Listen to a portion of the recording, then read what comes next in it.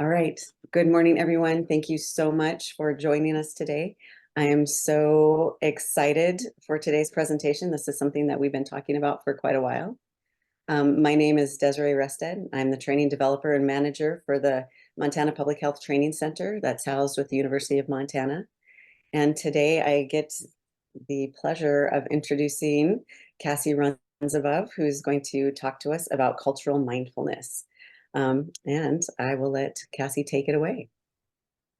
Hi, Welcome. everybody. Good morning. I wish we were all in person, but this is even better because we get to have more people. So I'm so excited that you're here with me and everybody that's joining as a team, as a full organization, or as individuals. I'm just so excited to be with you all today.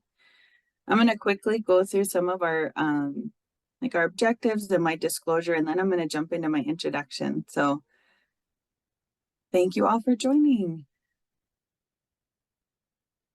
Looks like it's taking a little bit of time. Okay. So my disclosure is I am a Mountain Pacific employee, but I'm here under my own time and I'm not representing any specific organization. And then I'm an enrolled member of Fort Belknap Indian Community, but I'm not here to represent any specific tribe. And nor do I speak on behalf of all of our Native people. So our objectives that we're going to go over today is define cultural mindfulness and the overview of trending topics. And then we're going to review some scenarios, some case examples, and of stereotypes that hinder the workforce, and then explore learning opportunities to influence a healthy workplace. So my introduction is actually a part of this presentation. I really wanted to tell my story to you all because somebody took a chance on me and I'm where I am today because of that. And so when I think about our workforce in Montana, how lucky we are, and also how much it's growing, we have a lot of out-of-state folks that are coming in, and we still have a lot of in-state folks trying to make their way into this work that we all do in the public sector. And so I want my story to be a part of this presentation because I'm so blessed with what I was given based off of just one opportunity that led into a snowball effect. And now I'm 16 years into my career as a health educator, advocate, health enthusiast. I'm not really sure how to say all of that because my degree is in health promotion. And so I feel like I kind of fit in every sector. That's how we were trained. So I myself am Cassie Runs Above. My name is Nitwane. That means first kill in my language. It was given to me by my grandmother on my father's side. I am an enrolled member of the Fort Belknap Indian Community. I'm also Cree on my mother's side. My mom is from Rocky Boy and my dad is from Hayes. My mom was born in California and she was a part of that time where Indian relocation was happening. And my grandma was in California. And so that's where my mom was born, in Compton, California. And she lived there and then until she was 12 and then moved to Rocky Boy. And then both sets of my grandparents ended up settling in Billings. And that's where my parents met. I've lived most of my life in Billings. But because of my mom and dad's professions, I have been blessed to live kind of all over the place. So my parents are retired administrators for Indian Health Service. My dad was a CEO and my mom was a human resource officer. So dinner table was always an employee luncheon, I always called, because my parents really treated me and my brothers like we were employees. And so they always treated us like we had something to say and we also had a job to do. And because both of my parents served in a very public service component, we were kind of always taught to think of others before ourselves to create a healthy community. And because we were always visitors within a community, my parents always really tried to do their best to learn and know what was going on in the community and how to better serve the community. So I was born in Billings. When I was in fifth grade, we moved to Fort Washakie, Wyoming, and I attended school at Wyoming Indian High School, junior high school, and went to school there for a little bit, had a blast, came back to Billings, and attended Lewis and Clark Middle School. And I was the first ever elected Native person on student council, and I was elected by the teachers. And so I'm always really proud of that. And it was a time where there wasn't a whole lot of Native students within the school systems. And so I was always really proud of that and met some of my dearest friends from Northern Cheyenne. And that's where I started my love of Northern Cheyenne people. My husband is Northern Cheyenne, and we have 3 children. And I've also lived in Fort Belknap, my home community where I'm enrolled, graduated from Harlem High School, and then moved to Fort Peck on and off in the summers and worked at IHS in both Poplar and Wolf Point. And my healthcare career actually started when I was very, very young.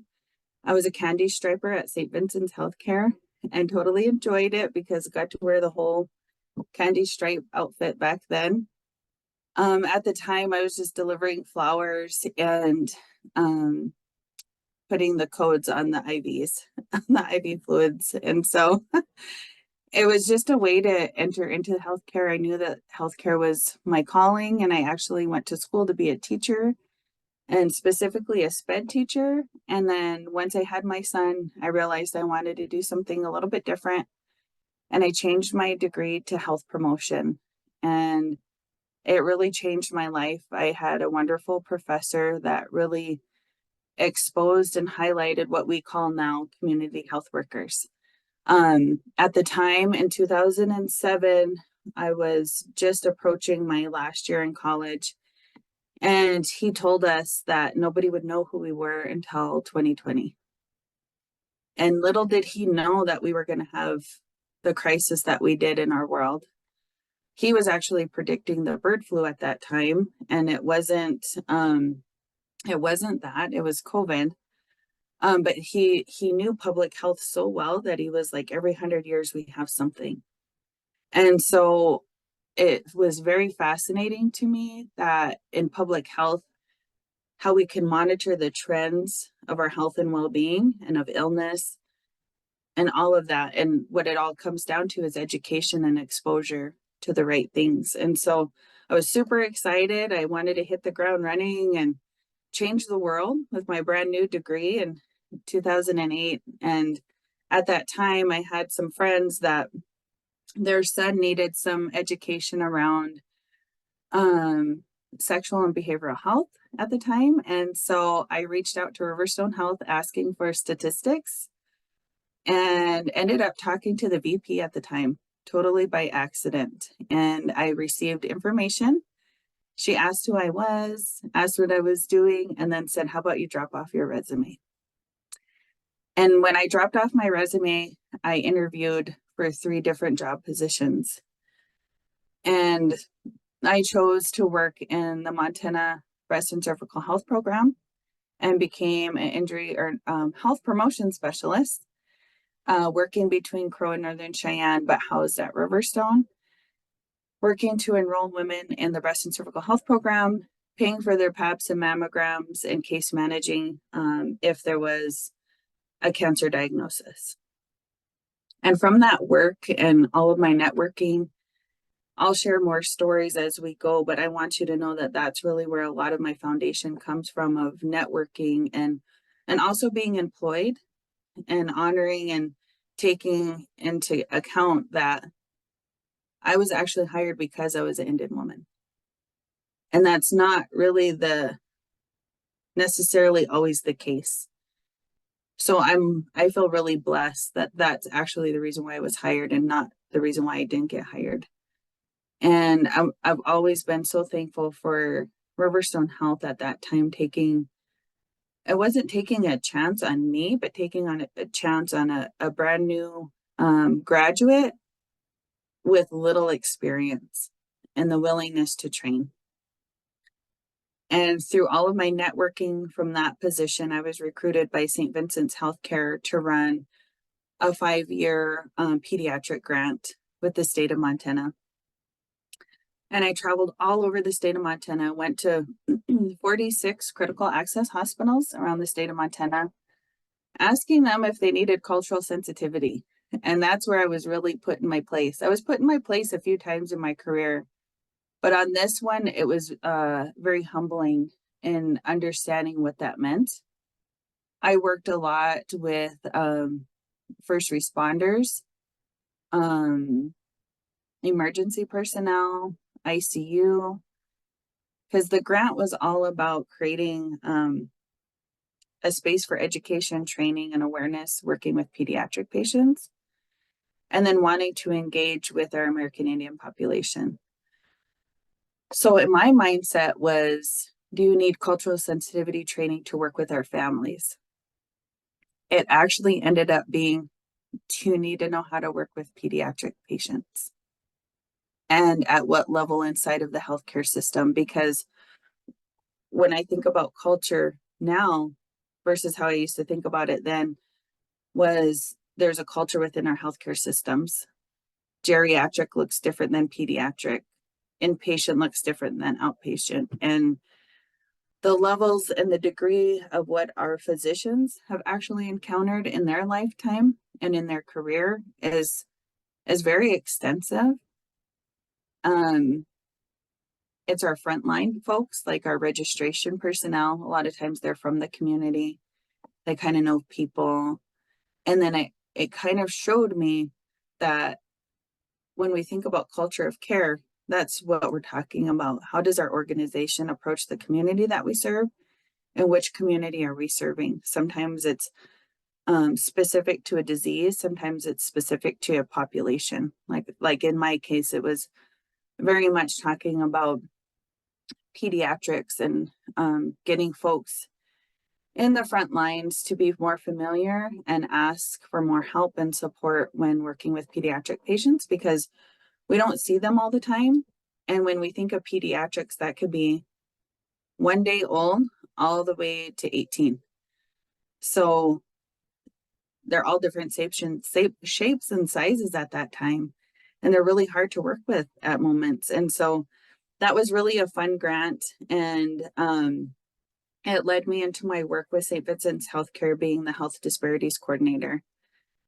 I served 3 grants under that and worked in palliative and then inpatient, and then worked like on a community-wide initiative of bringing and understanding more of our work with our IHS population and our Native American population.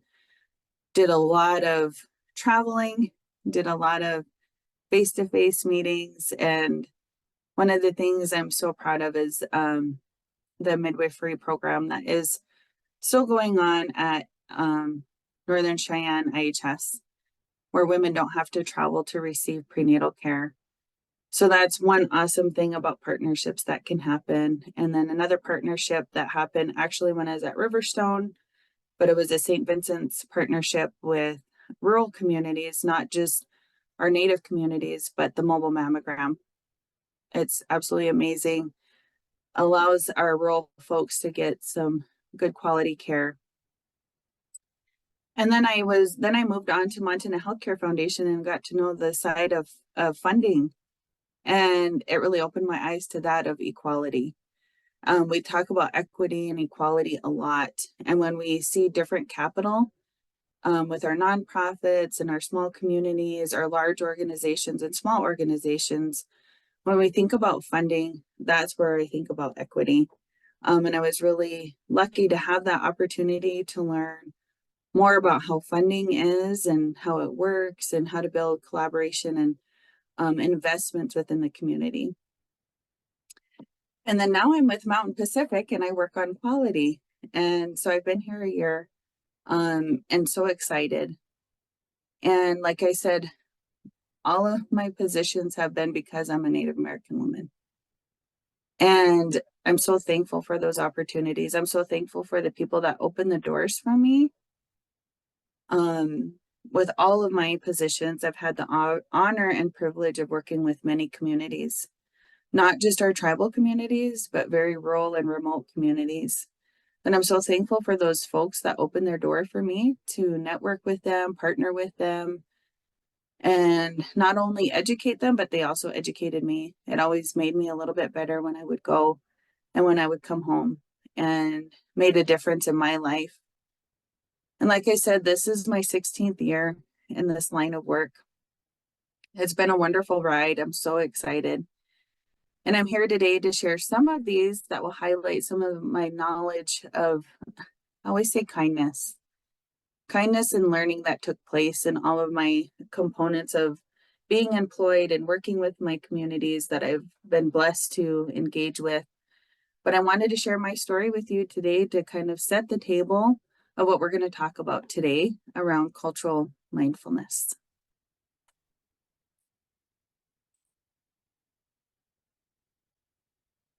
So as you can see, there's a plethora of different language, different definitions, everything that you can actually think of. It's been really interesting of how much language is out there and how much of it is almost identical. And even as when I was planning for this presentation, I kept thinking, geez, I could add so much more to this. There's just so much more going on in the language that we use. I wanted to highlight all the different verbiage of what we use, because I know many of you that are on here are grant writers as well, or always searching for grants. That's how most of our public health and a lot of our initiatives across the state of Montana and our public work that we do is usually grant funded. And I wanted to make sure that we understood the language that we're using and how we're using it. And then does it really match what we're doing? Because there is so much out there. And honestly, even as I was putting this together, I could have added different other words. And this might even change after tomorrow. That's how much language is being changed. But it definitely makes a difference in your grant writing. Because we always want to stay up on the trends. And so what's really the meaning on all of this? So we can say all of these words, but at the end of the day, we have to know what this means and how does it align and match up with our organization. So health literacy, accurate, accessible, and actionable health information for all, right? We're always taught to make our information at a 5th grade reading level, have more pictures and diagrams so people can see the flow of things. Try not to make it too wordy. So we kind of know there with health literacy, but I still feel like we assume. And so how to really engage with what population we're working with and what information that they need. Health equity is a state in which everyone has a fair and just opportunity to attain their highest level of health. And I want to say, I wish that was so true. We all fight for that. And this one is a hard one because insurance really takes place here. You know, who has access to insurance, who's in your network, all of that really plays an impact in this. And so how do our organizations adapt and unify to help make that better for all of our patients and all of the people serving, or all the people in our communities. Health disparities. Health disparities are a preventable difference in the burden of disease, injury, violence, and opportunities to achieve optimal health experienced by socially disadvantaged racial, ethnic, and other population groups and communities. This one, even defined by CDC, seems very specific to underserved populations. And what I've noticed in our rural communities that it's more to me on place and location versus race and ethnicity here in Montana. experienced a lot with our farmers and ranchers, and we don't get to see them as much. They too are also far away from a healthcare agency. And so a lot of times when I think about health disparities, our minds might go directly to race and ethnicity. But I want to remind everybody where we're at in Montana and our uniqueness of rural landscape, and thinking of all of those that live and work and are housed here in the state of Montana. And then social determinants of health are the non-medical factors that influence health outcomes. They are the conditions in which people are born, grow, live, and age. The wider set of focus and systems shaping the conditions of daily life. So again, this is our Montanans that live far away from a health center or access to health education. And again, health literacy of the community. So what are we sharing? What's going on in our grocery stores? Do we have a grocery store? All of those things that we need to be mindful of. And then we have our lovely cultural mindfulness, because all of that comes down to how do we understand ourselves first and then others. When dealing with cultural issues, the first step is to withhold judgment for the moment, be aware of your own cultural biases and conditioning, and then seek to understand perspectives of the people we encounter. And then that leads us right into cultural awareness, sensitivity, humility. We have all kinds of verbiage around this. But what we've evolved into is really, this is just having the wherewithal to understand that people come from different backgrounds, have different experiences, and then might have different interpretation of the world and the people that experience it. And then how do we work all that in? So that's all of our lives and all of the people that we work with. This could be our community members, this could be our coworkers. So then now we go into diversity and inclusion. DEI is a policy or practice designed to make people of various backgrounds feel welcome and ensure they are supported to perform to the fullest of their abilities in the workplace. We have several languages of how to be kind.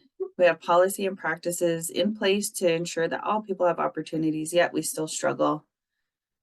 We struggle with our own biases and we bring our own experiences, and it depends on the type of work that we're doing.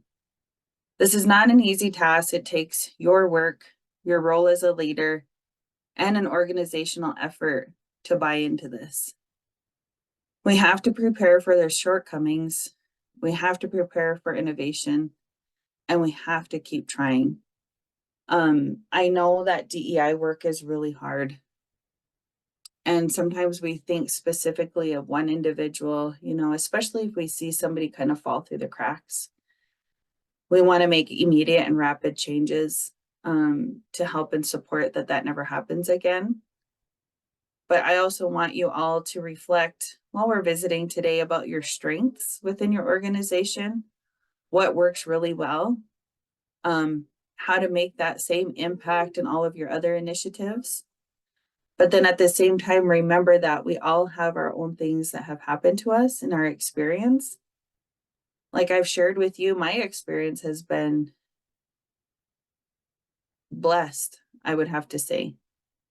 And I learned as somebody from our communities, like I said, I'm Aani and I'm Cree. So obviously I think of Rocky Boy and Fort Belknap. And then I'm also urban. So I think of our urban population, natives living in the urban population. I'm a Montanan, so I think of our Montana folks, of whatever that looks like. I think about our Hutterite population because I lived 20 miles from a colony and was very engaged with some of the students that ended up coming to school with us, and just learning differences about people, because I know what it's like to be in a community as a child, as an adult, and trying to engage and feel welcomed. I was an outsider most of my life, and I know it's uncomfortable. And so I know it takes a lot of work from an individual. And I keep saying me, because that's where this all started from, is you have to decide to show up. You have to decide to do the work, to feel uncomfortable.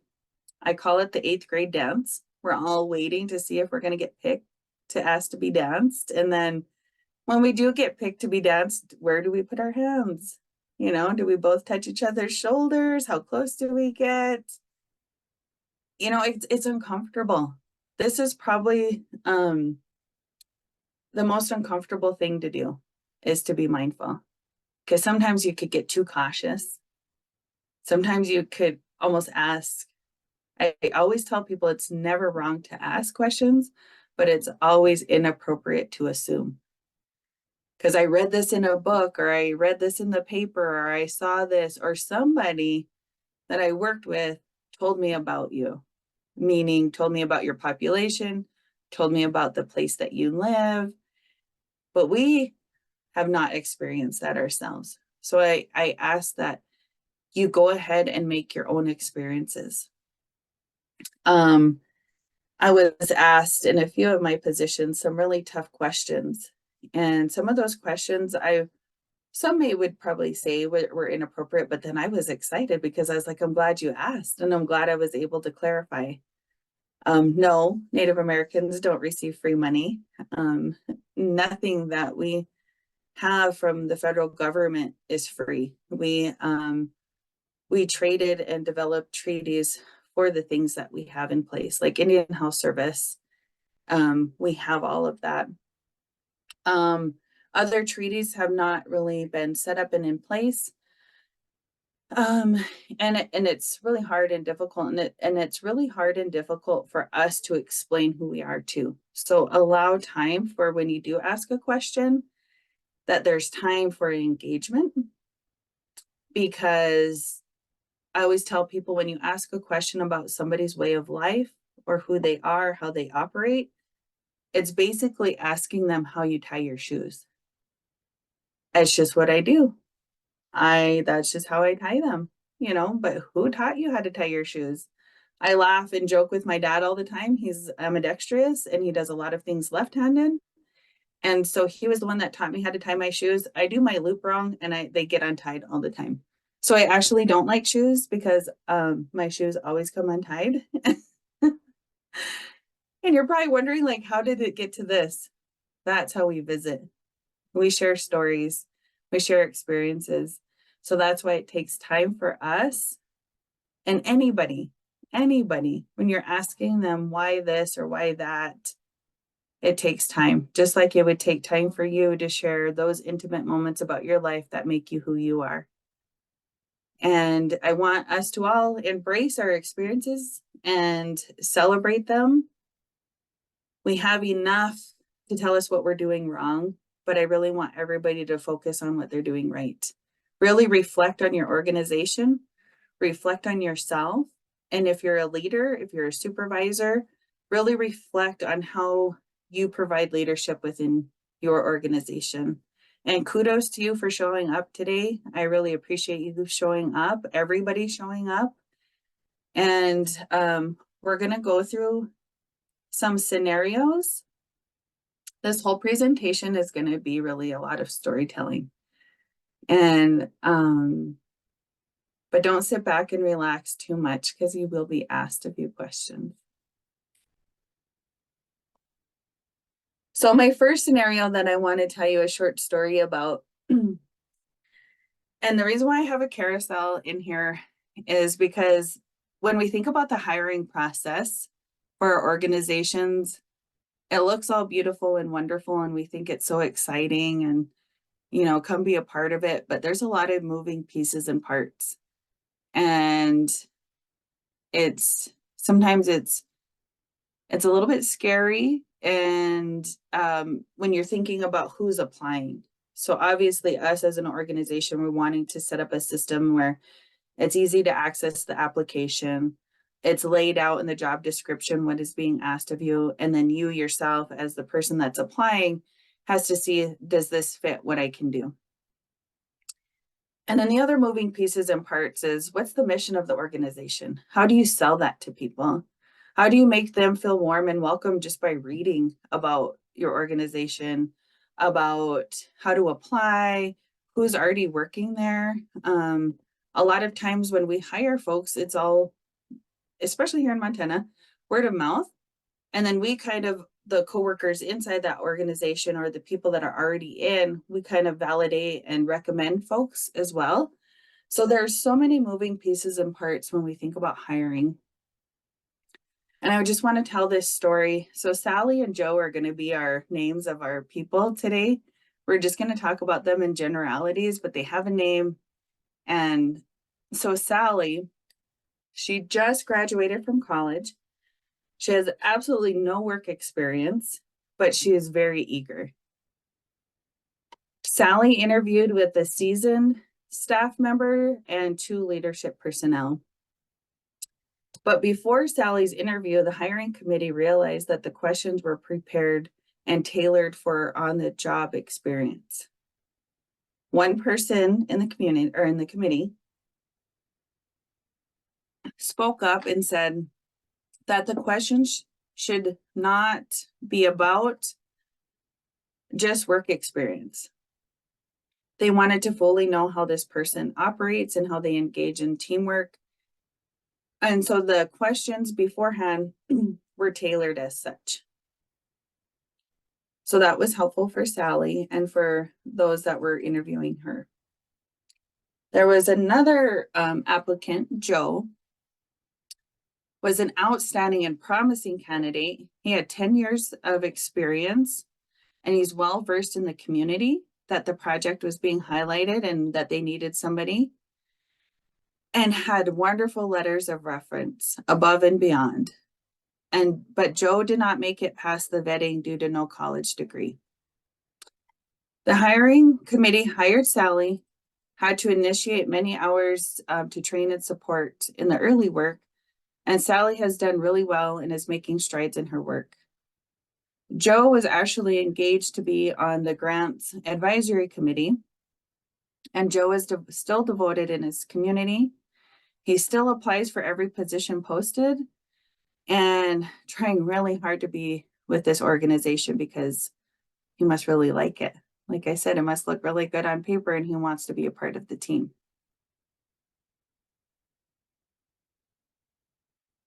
So what to think about?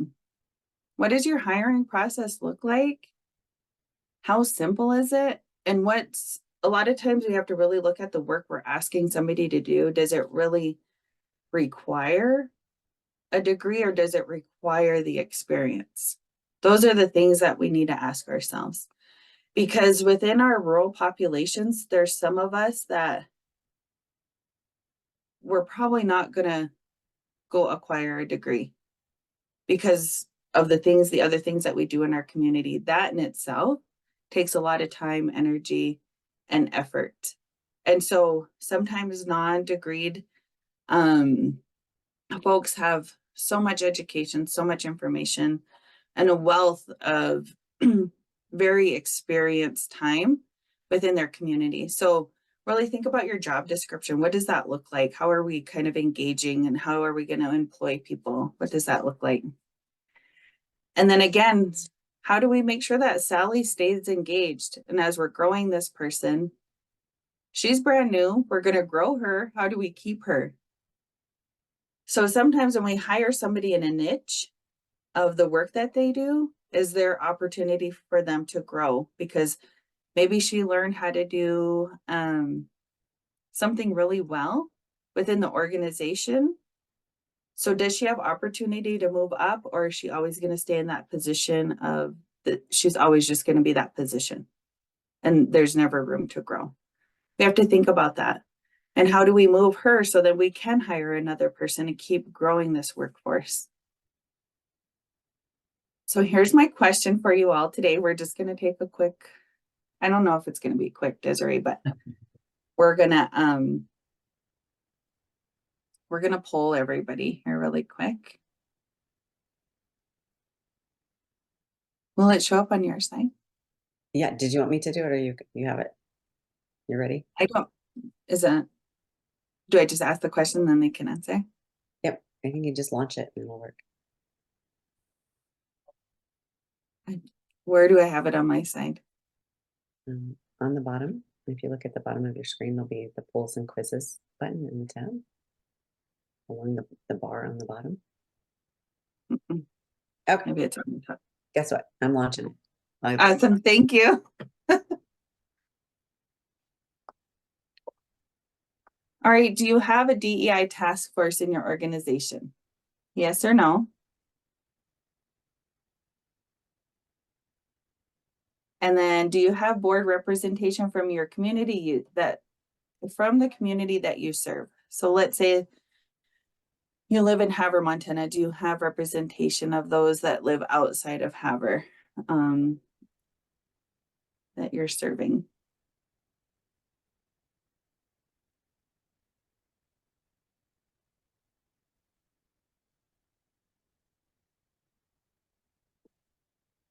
This is fun watching the numbers come in. Thank you all for responding.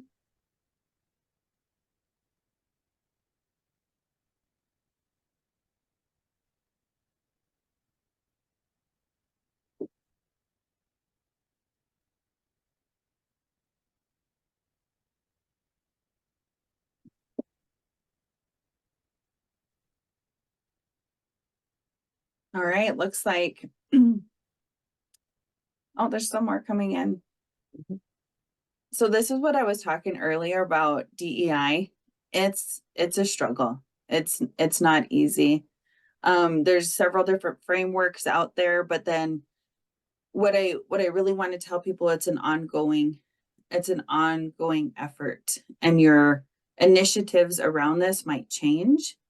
And how to stay motivated is to constantly keep thinking about what this looks like within like your board, your leadership. Do you have diversity amongst yourselves in age and gender, experience level? Those things are always happening. So to have a task force around that, it's really difficult, right? Because sometimes you have to have your leaders at the table. And sometimes if it's truly inclusive, you have to have some folks that are not a leader, and then have a safe place for them to talk about it, of what they would like to see. So, and then do you have a board representation of the community that you serve? And it looks like yes, for most of everybody. So this is really helpful as we move into each of the scenarios that we'll be talking about. Yeah.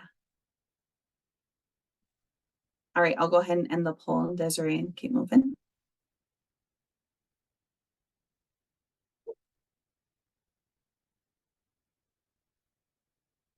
Okay.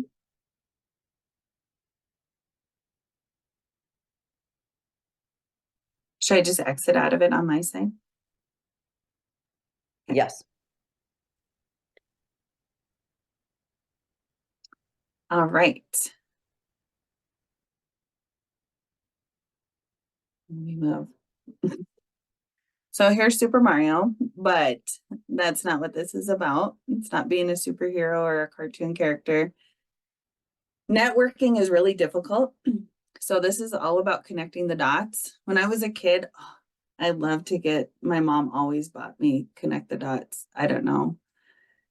I don't know why, but that seemed like a big thing when I was younger, and I loved it. You kind of had a little bit of an image. This one's pretty elementary, where you kind of already know what the image is, but I love to connect the dots and then see what the big picture was. And that's really what I think about networking, is connecting the dots, that each thing is connected to make the bigger picture happen. So in this scenario, Sally and Joe teamed up because now Joe's on the advisory committee.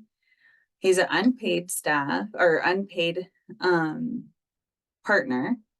But Sally and Joe teamed up to start a new initiative to increase high school readiness and health literacy in the youth population. The focus would be to engage with middle school students And this would be a 12-month program. Sally and Joe worked together to coordinate with stakeholders. And what they did was they connected with existing programs that are kind of already working on this, like the PE classes, finding out what their curriculum was. They started early, knowing what the time frame of school is, right? You know that school starts usually in August and September and goes into May or June. So they knew they had to connect with folks while they're at work. And so they had to connect with them. And they wanted to be of assistance and not a burden. So when we're thinking about connecting and working with our folks out there, what are we putting on them? How much information are we collecting? And then what's going to be the outcome? And then know the community partners and engage in a meaningful way. Incentives are really nice. However, most of our rural communities just really value time. I always say time is so different in our small rural communities versus living like in Billings. Everything is so fast. I always say, if you've heard any of my other presentations, I always talk about Ekalaka because when I went to Ekalaka, I was brand new of going there, but I was so impressed with how they operated and like everybody kind of knew everybody. If you were asking where to go have lunch or whatever, everybody kind of knew what was going on. But in Ekalaka, you could go to the post office, go check on your kid at the elementary school, and be back at work in 30 minutes. Like there's time looks different in our rural communities, but time also looks different, not just in our rural communities and in that mindset, but when we do work. So we're going with a purpose. And when we enter somebody's space, they're doing that work because they're invested in the community, because that's their job and that's what they do. And then we come in as a partner or an advocate or another piece to their big picture. And so we need to help ourselves understand where we fit.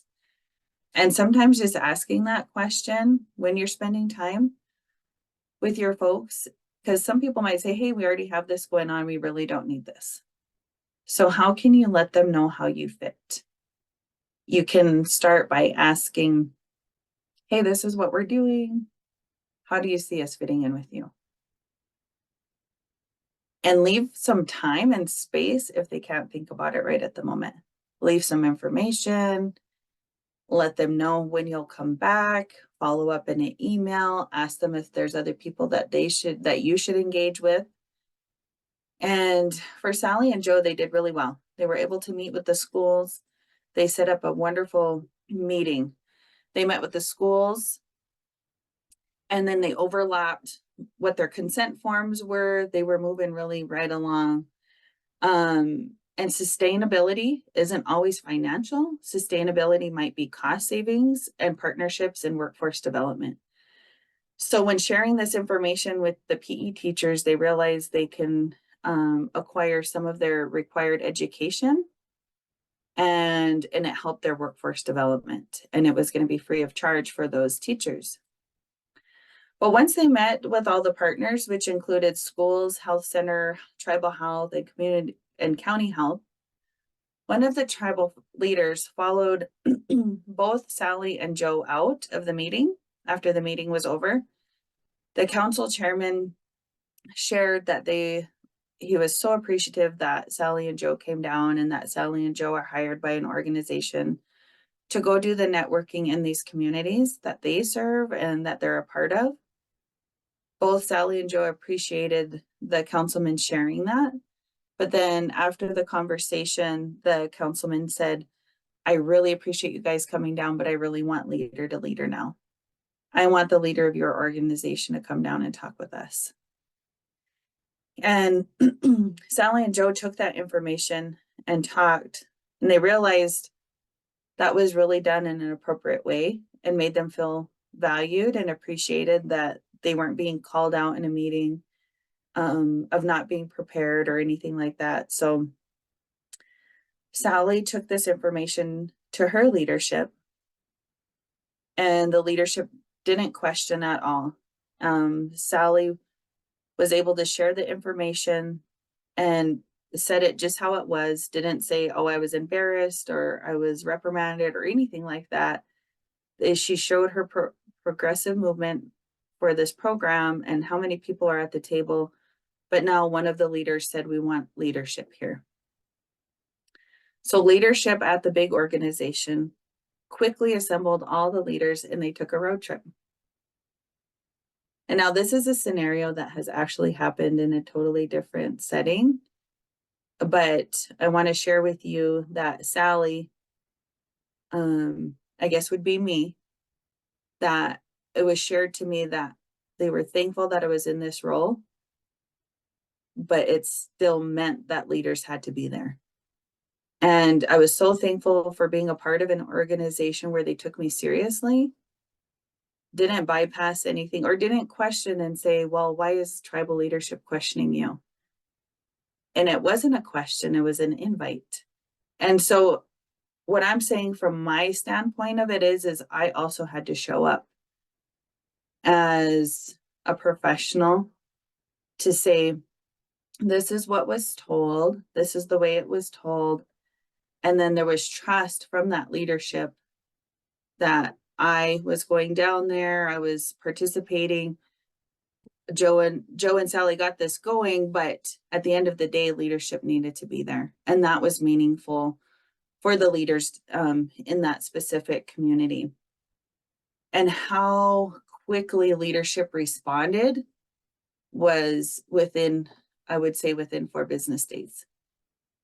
Not only was it quick, but it was thorough, and it was meaningful. It's not always about trying to be so cautious to where nothing happens, but go ahead and move forward. And then a lot of times the community will let you know what to do next because you've set up a space for that. And so that's what I would say, being mindful of the place you are, but then also recognizing the work that you're doing and then always staying focused on that too. You know, like you have to know what you're going in there for. Like this, like Joe and Sally knew that they were going in, they were going to be doing a program around health literacy and high school readiness in the junior high population. So they weren't wandering all over the place trying to figure out where to go. They went right to the middle school. They went right to the principal.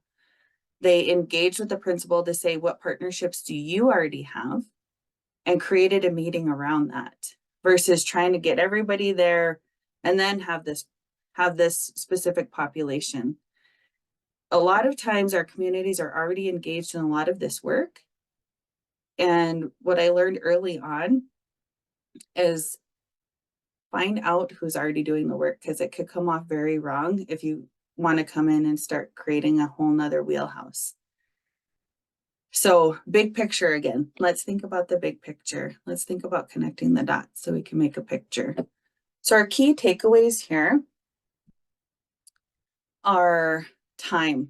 What does it mean to you?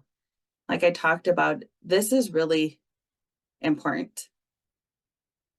The time it takes to network, the time it takes to build a relationship, and the time it takes for you to make it a lasting effort is really on you. And the organization and the work that you're working with, it depends on what this means to you. Does this mean I'm just going to go drop off applications and then I'm going to leave the community? Does this mean I'm going to sit and visit with people in the community? Because when you're working in a public service, as most of us are, we're always wanting to engage. There's always a new initiative happening. So once we complete one thing, then we move on to something else. And that's the way public health is. There's always an issue. There's always something to be working on. There's always something to be informed about. And so when you create these lasting relationships, it actually saves you time in the long run. So investing time in the beginning helps you downstream. And I would have to say one of my partners that they knew I was always traveling. And so one time the roads were really, really bad. And I got a cell phone call early that morning, said, do not get on the road. To me, that's what meaningful partnership looks like, where they respected my time They respected the work that I was doing, and they respected me and my health and well-being. Because where I was at, the roads weren't bad. Where I was at, the weather was decent, but where they were at and where they knew that I was traveling to was bad. So this was what was really helpful. And location. A lot of times we ask people, like, we'll come meet with you. Sometimes our partners want to come and meet with us. So offer that. Sometimes it's not always going there. Sometimes it's having them come to us. Because sometimes that's they get to be more concentrated in the idea, the education, the information that's being presented, because you get to take them out of their workplace, and they get to be having concentrated time with you. And sometimes they get to see the organization that you're working with too, seeing the big picture of it. And then reporting and storytelling. Like I said, Sally had to go back to her leaders to say, this is what's going on. Sometimes it takes time to hear that information. So Sally knew that this wasn't gonna happen when she does a one-on-one with her leader. She had to call immediately, like that day of, and got the ball rolling. So reporting also is on our side as the networker, where how we show up. So contact your leader, contact them, let them know what's going on, tell your story, and report back to them. And then leadership, be engaged, participate, know what's going on, at least at the level of knowing and trusting those that you're sending out to do this work in rural communities.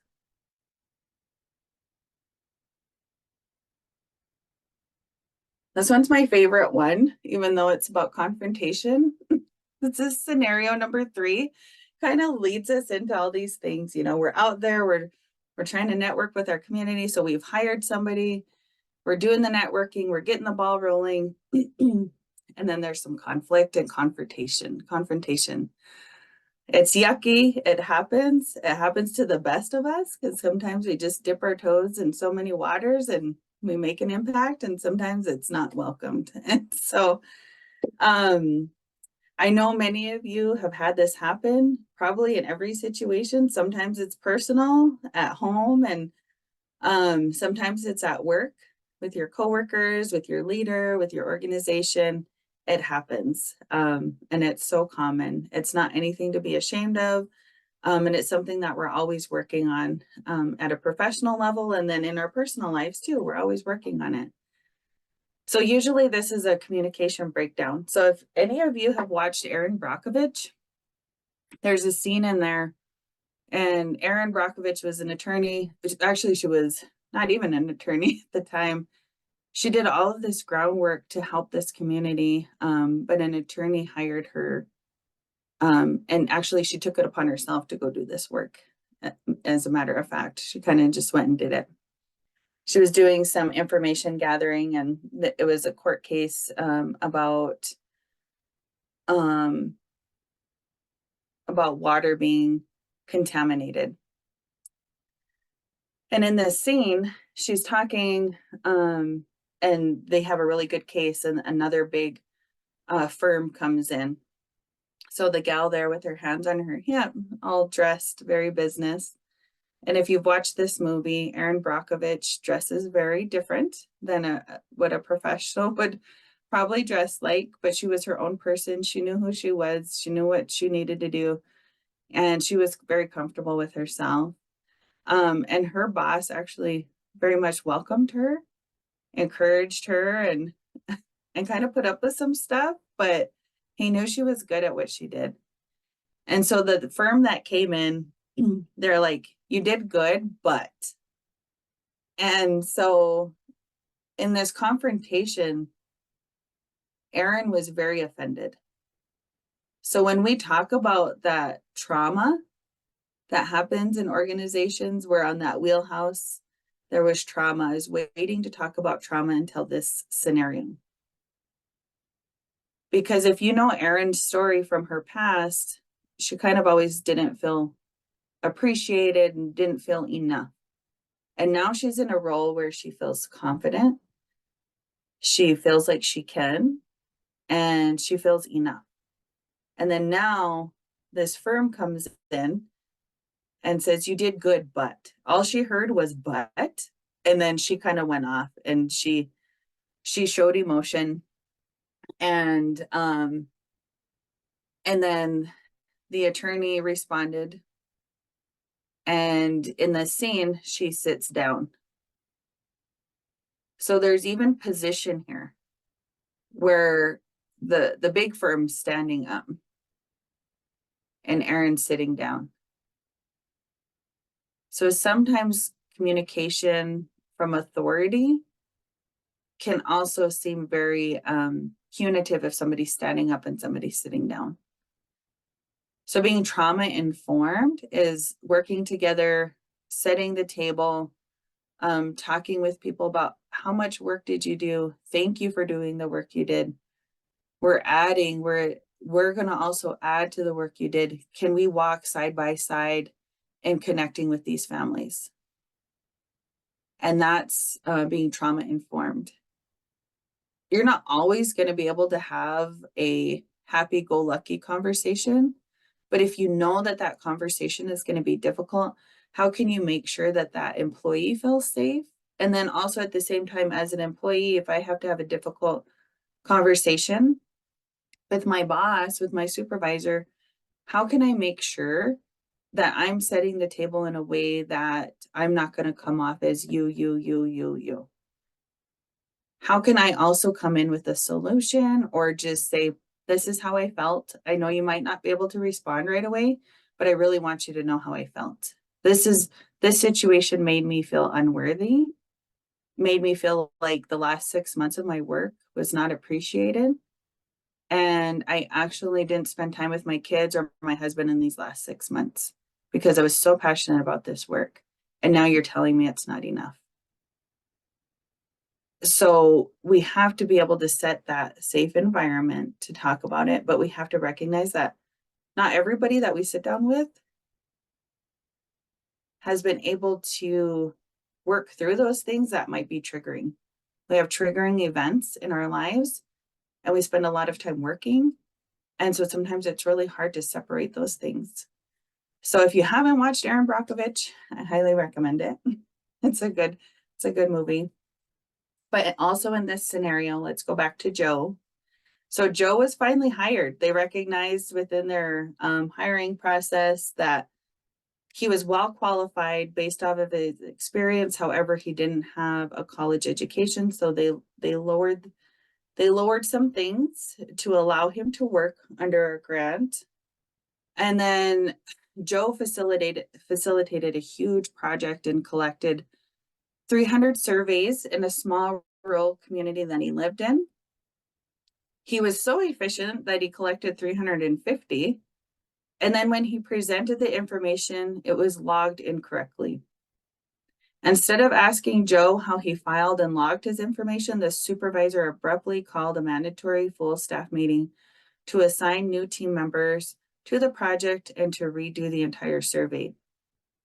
The supervisor also took it upon themselves to call the key contact in the community to let them know that they would be redoing the survey and it would require another 6 months of work. Joe was very upset and then spoke up and showed how he logged the information in an appropriate way on his laptop. All was clarified, but damage was already done. So what's the damage control here? Own it, apologize, and follow up to see how the progress is going. So as abruptly as you call an all-staff meeting to say this is what was wrong, abruptly call an all-staff meeting to say how you corrected it. You don't have to over apologize, but definitely be accountable. Apologize for any misunderstanding and an error in communication. And then follow up with your key contacts to see how the progress is going, and then also follow up with Joe individually. And maybe this also looks at policy and procedure of how and when to do things so abruptly. Sometimes it's not always in policy, but we always look at chain of command and all of that when we're looking at our HR, but that all plays in an effect of how we do confrontation or how we talk things out, who do we contact, and that's why we have HR too. So I bring this scenario to you because I know it happens, and it's not a good feeling, but it's also nothing that can't be repaired. And again, it takes two parties and sometimes three parties to facilitate any what I call damage control, because um, there's hurt feelings there, there's mistrust that happens, and so you have to rebuild that trust. You have to rebuild, but it's going to take time. And again, what does time mean to you? Are you going to let it linger? Are you going to address it? But are you going to address it in a genuine way and apologize in a meaningful way? So our big takeaways here is, again, who's already doing this work? And then how do we partner in a meaningful way?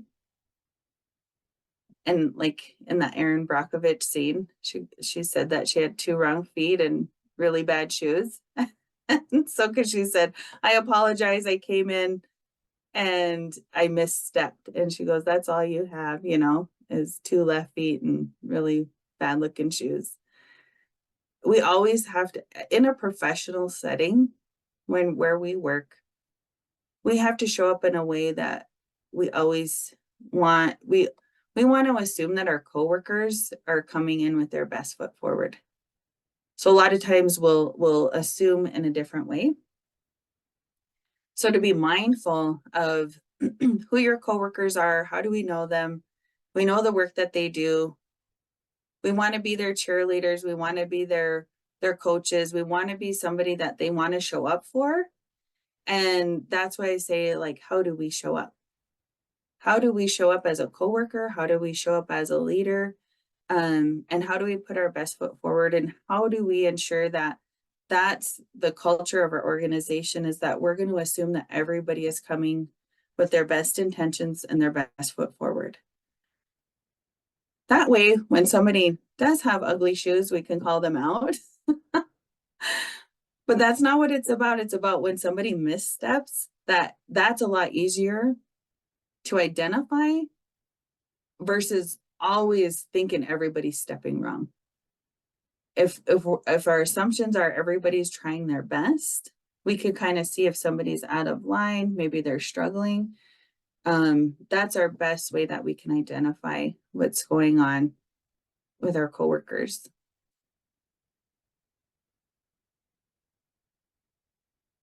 So scenario number 5.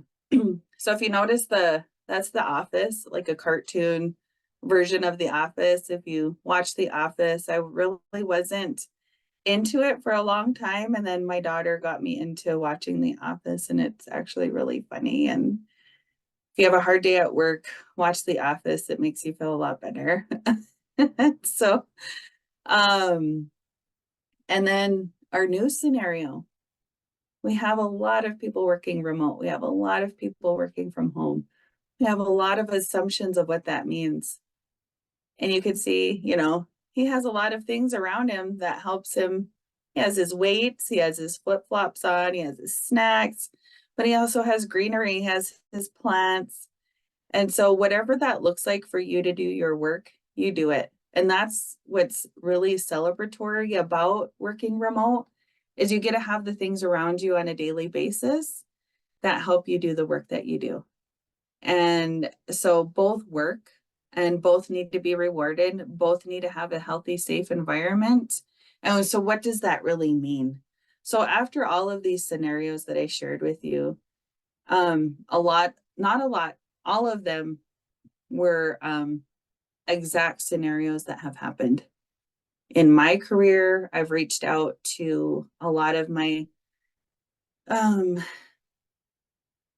peers that have worked in the same line of work that I've worked in, or we've been hired by organizations to do some work within our communities or small rural communities. And we were asked to do things. And I asked, what does this look like to you? How would you want people to recognize you when you're doing community work?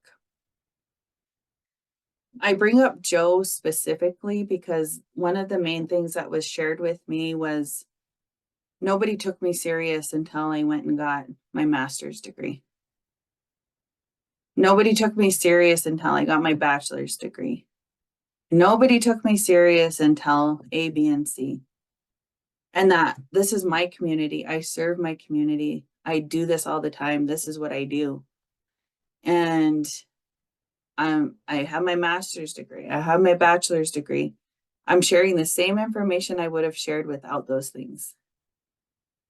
So I share that with you not to say you need to go back and change everything in your hiring process or you need to change your policies around that. What I'm saying is look and reflect on the work you're wanting somebody to do. What are the needs of that employee that you're wanting them to do? If it's all about the letters behind their name, you have to know and understand in our rural communities. I don't want to say just specifically our Native population because I've seen this in other small communities, but the level of education and experience is different. We mention names of who we learned from. We cite who we learned from. And then on the other side of things, it matters only like what's behind your name, all your accolades behind your name. And I don't want to discredit any of that. Both to me are equally as important. But what I want to say is the value. I want to remind you that there's value behind learned and experienced education here that we have in our rural communities. There's people that know so much more about ranching and farming than a PhD. And who are we hiring and what are we doing? Are we hiring for somebody to do an evaluation? Are we hiring to have somebody give education to our farmers and ranchers? What are we doing? And how does that partnership exist within an organization to where we have the person that's going to go and be the voice of us and also be the conduit to that community, but then we're going to have leadership and personnel to support the work. And how do we build that environment?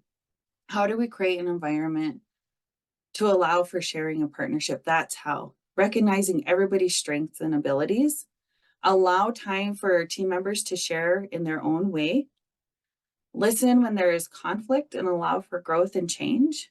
A lot of times this isn't going to be easy, when somebody goes into the community and they're going to come back and say, they actually don't want to partner with you because they heard this. Sometimes stereotypes exist, not just to certain populations, but of organizations. So sometimes we have to do a little bit of extra work to show who we are as an organization and really value that person that's that conduit to help connect the two. The emotional intelligence framework is really ideal to think about as a leader and as a coworker too, but knowing where you emotionally stand, what are your triggers, how to have a healthy conversation, how to handle conflict, like really know who you are and how you show up. And this takes time. So when we talk about that and how much time it takes, sometimes it is okay to hire that brand new early graduate coming out of college with no experience so you can train them and open the door for them. That's an exciting thing, not just for your organization, but for that employee. And you can start building these things with them, especially when you're trying to start something new. And it benefits those seasoned employees too, to see that there's change and growth happening in your organization.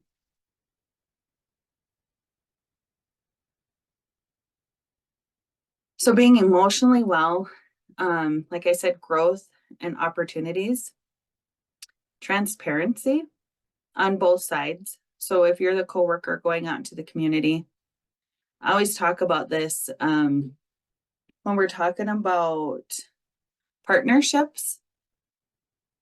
To me, being mindful of your actions is really important. Sometimes it's not even about somebody networking into those communities. I've been in a role where I'm referring folks. I was a case manager and a care coordinator in a substance use program for maternal health. And so if I said, oh, I'm going to refer you to WIC, and then I roll my eyes, I'm not setting the tone of partnership. And so, but why? Why am I rolling my eyes? Do those referrals get lost? Like, what's going on? What's my role in that? Like, should I be transparent with my partners and say, hey, some of these referrals are just taking a little bit longer. What is your guys' process? How can we work together?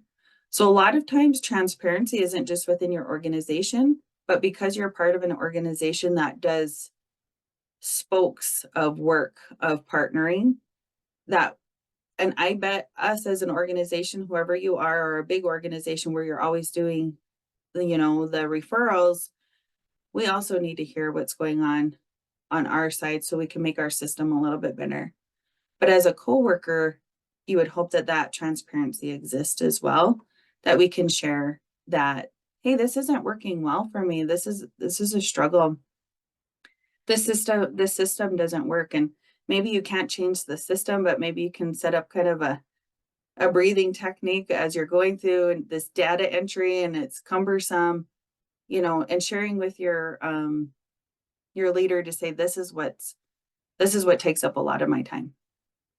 And so that transparency piece is not just on leader to coworker, but coworker to partner, partner back to us. There's just a lot of work there.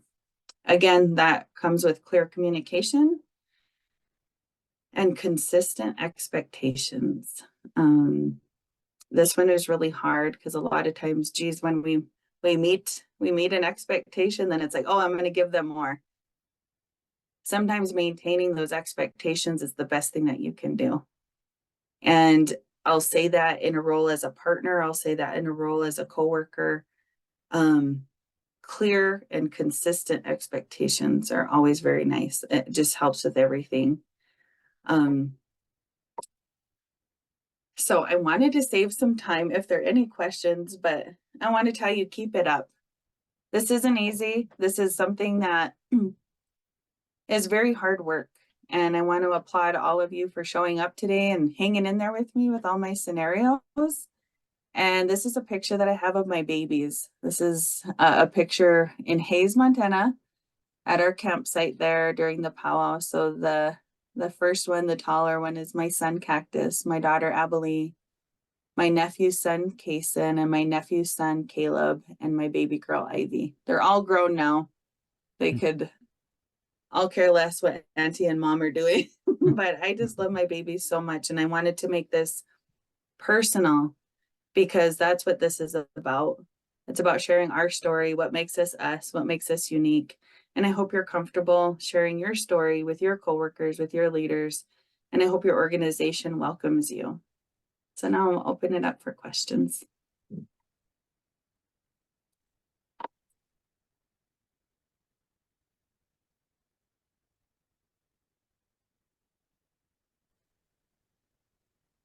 I don't have a question, but I have a comment. I think you've done a really good job, and it's really good information. Bigger communities versus rural, smaller communities, and you hit it spot on. You explained everything correctly. So thank you for being that mouthpiece for this training. Thank you. That means so much to me. I'm almost getting teary-eyed because it's such hard work. And like Gilberta, you do this work as well. And you have to show up in so many different venues. And I want you to know that when our rural community members are speaking up, that it's not just us that is talking. We're talking on behalf. We definitely don't talk for, we don't talk for our people, but we hear the stories that are very intimate, and we have to decipher how to share that out. So that's why I say take the time to let us share our stories. So thank you, Gilberta. That actually is just such a huge compliment. Thank you.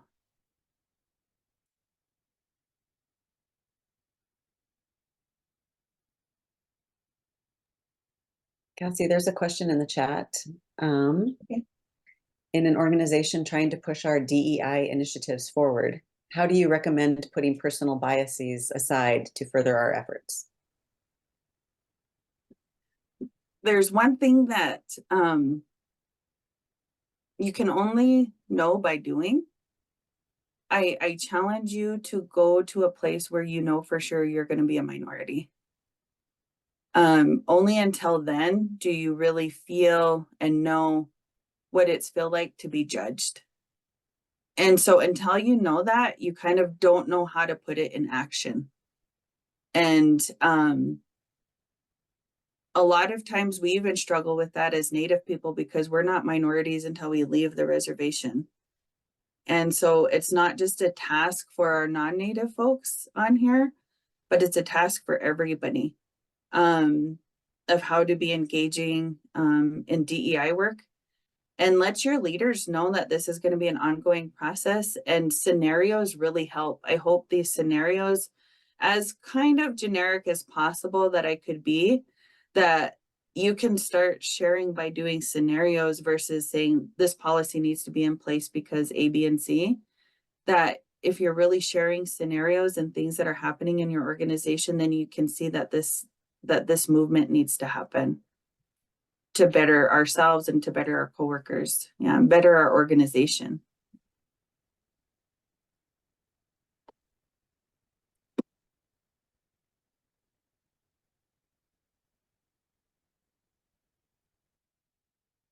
Oh, awesome. Thank you, Crystal. I wish I could have seen all your beautiful faces. We have a lot of people on here that are from our communities.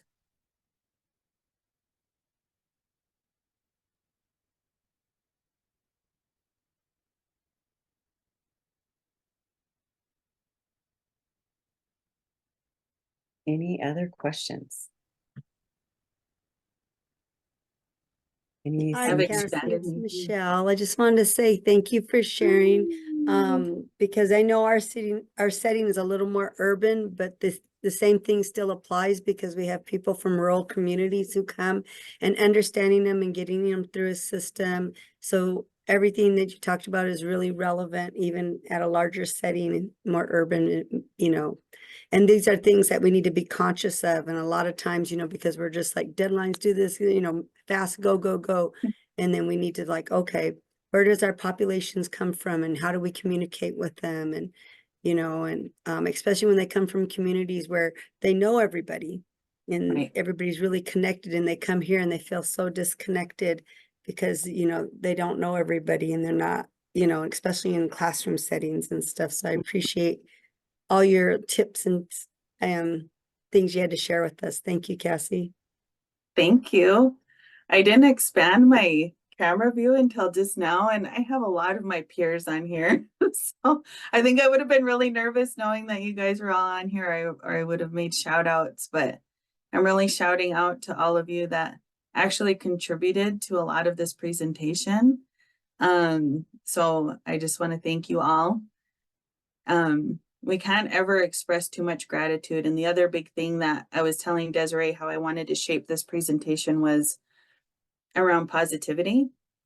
Because too many times that when we think about DEI, it seems very punitive and it seems like an uphill battle. But that's why I say, think about the strengths within your organization. Really, truly think about what's going well. A lot of times in DEI, we're not asking you to change things. We're just asking you to be mindful.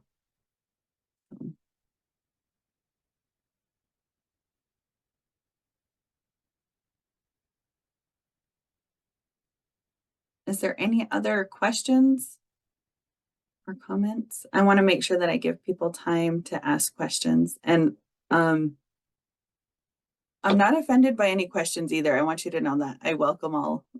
I don't want anybody to feel too shy. I know sometimes it's asked to heart. It's hard to ask questions, but this helps us with the assumption too. So I do have a question. Because I'm curious what you do when you were talking about, I'm Nina, I'm from University of Montana. I'm in the College of Health under the Speech Language Hearing and Occupational Sciences. There's a couple of my colleagues here actually, because this training came through our emails, and I thought, oh, what a great opportunity to learn more about the phrase cultural mindfulness, which I hadn't heard before, but I had definitely heard of mindfulness, and is something I've been practicing over the years. And then we also just started our own DEI action team too. So we're trying to learn more in order to just be better, do better. And my question, I guess, would be, you were talking about transparency, and that is definitely something that's really important to me, and to any of this, that clear communication and transparency. Do you find like being upfront about your like you like about saying like, this is how we are, we have this culture of mindfulness, we have this certain way of being when we're approaching these topics, like, is that something that should be led, like, do you lead with that in the same way that you lead with your own personal like story of who you are and where you come from? Should you also be leading with some sort of culture statement when you're approaching new partners or approaching just, I guess, new organizations with ideas? Yeah, maybe just lead in with some of your questions and saying, we're just trying a new approach that we want to hear more from your community. Because I know even like once you say cultural, it kind of like puts everybody like, I don't know what you mean, you know? So think about within who your network is and who you're talking to see if that statement is what is needed. But sometimes just say, hey, we're taking a different approach and we want to hear more from you. You know, and then again, that time and space is what's needed for the follow up. They might not be ready to share that with you, but allow time. And then if they say like, what do you mean? And then just say like, in speech and language pathology, we want to know a little bit more about your traditional language, or we want to know what would be helpful when doing therapy. And the child's first language is the traditional native language. And say, we just want to be mindful of that. We're incorporating that. It could be something like that. Or it could be, what reading level is most of your clients at? And we want to be culturally mindful. We want to be just mindful that some of the things and some of the language that we're using might be really big and heavy.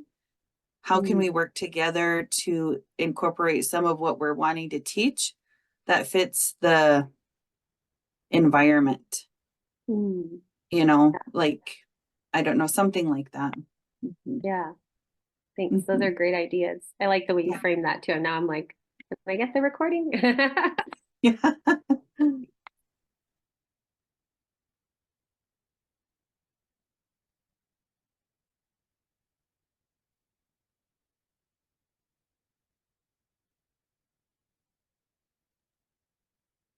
Cassie Coel Putman, Speech and Hearing Science, colleague of Mina's. Thinking about how to phrase this question, all who are here are at least have some desire to learn more and be on a journey of changing perceptions and open-mindedness. What is, so being a Caucasian woman and not part of a group that may be discriminated against or encounter barriers. So opener to my question, which is responding to those who are closed-minded to even the topic or closed-minded to understanding why something might be discriminatory.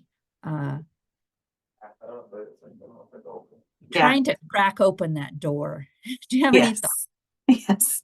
Well, first, Coily, is that how do I say your name? I want to say your name right. Coel rhymes with Noel.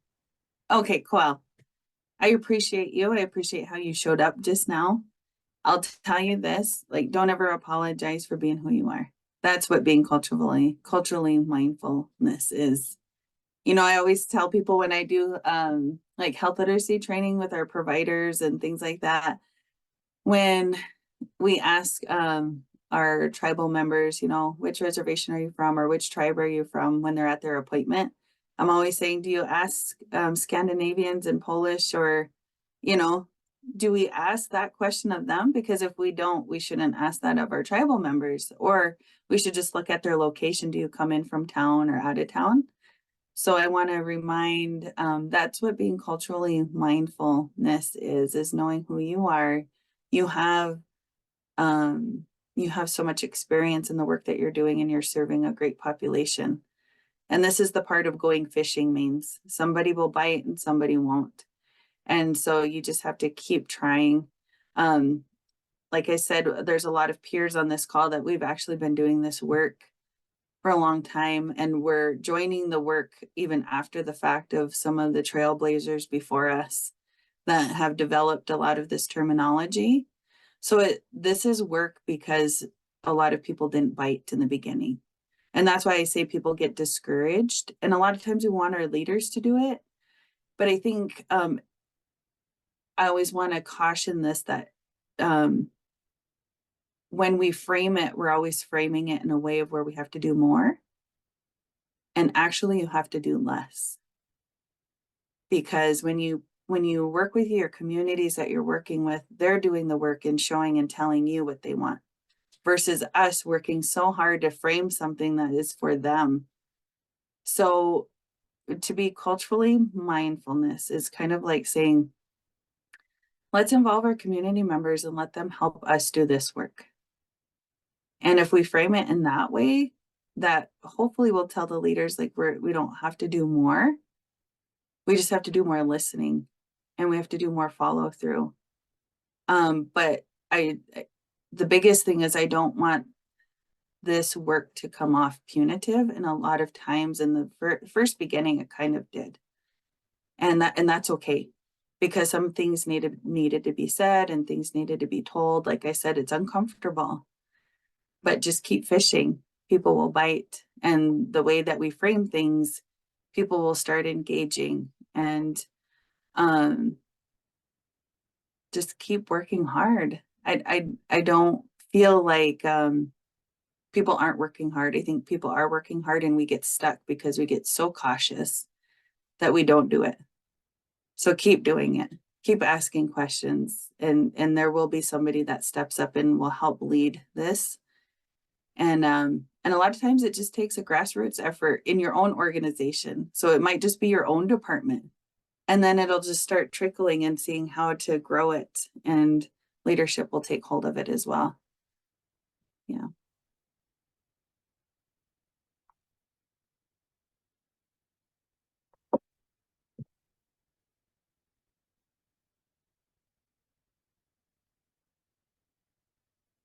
Any other questions?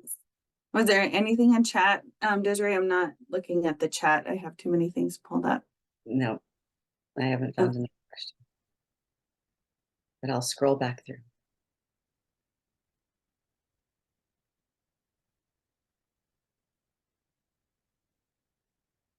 All right.